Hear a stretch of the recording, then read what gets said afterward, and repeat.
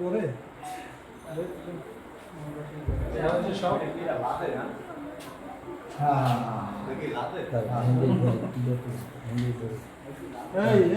Public বলছে যে এই চাল নাকি সরকারি চাল এখানে পাওয়া গেছে এবং এখানে বাহিরেও নাকি এরা সাপ্লাই করছে এই কথা অভিযোগ করছে পাবলিক।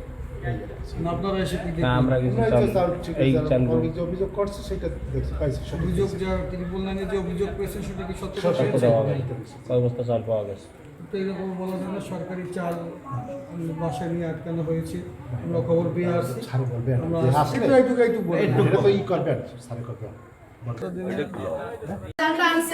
কিছু চাল রাখা আসছে ওইখানে, কালকে দেবে আর পরশুদিন দেওয়ার জন্য এই চালগুলো এখানে নিয়ে আসছে। আসার সাথে সাথে ঢোকার সাথে সাথেই দাঁড়াও চুপ, কয়েকজন লোকজন আমার বাসায় ঢোকার পরেই হ্যাঁ করতেছে দাওয়ানি দিয়েছে। পর আমার কাকারা সব পালাই গেছে পর আমরা মহিলারা আমাকে কইছে আপনারা সবাই সরেন, চাবি কে জানি নিয়ে গেছে, আমি ঠিক তাই পরে চালের বস্তা দেখি বাথরুমের মধ্যে।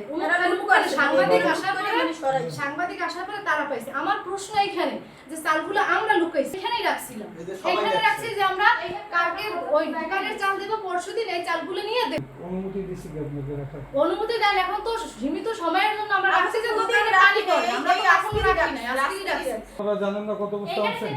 33 বস্তা ছিল এখানে। কবে নিয়ে আসছেন? এই আজকে দিয়ে সন্ধ্যায় এখানে বাসায় আনার জন্য? না না, এই প্রথমই আনছি, আর কোনো সময় আমরা আনি। ডিলারের নাম রাসেল শিকদার। কত বাইরে আছে, ছাদে আছে। ছাদেরগুলোই তো এই, আবার বাইরে কোথায় আছে? আছে অন্য কোথাও আছে? বাথরুমের মধ্যে ছিল না, তাদের কাছে ভিডিও ফুটেজ আছে না?